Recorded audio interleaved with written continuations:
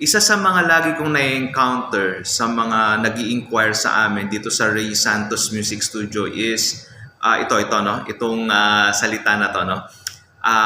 Baka scam kayo. Sir, pasensya na kayo ha, nag-iingat lang ako baka kasi scammer kayo. Yeah.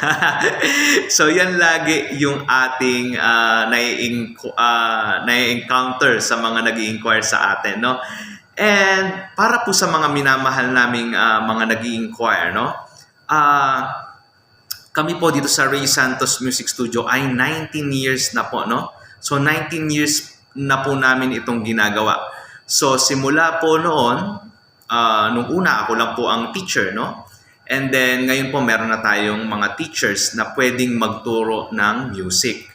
And teaching music is my passion, no? Kaya tumagal siguro kami ng 19 years. And kung hindi po kayo talaga sigurado, no? At may pag-aalinlangan kayo sa inyong isip na, oh baka scam yan. No? Hindi ko naman kayo masisisi kasi talaga namang maraming mga scammers ngayon, no?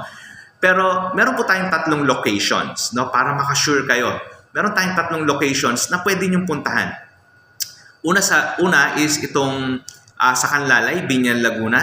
Dito po sa Golden City, sa Golden Minds Academy. So pwede nyo pong i-check dyan ang Ray Santos Music Studio, no?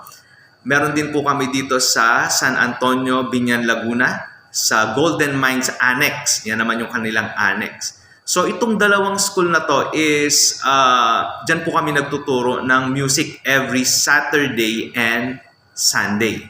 So pwede nyo pong i-check yan.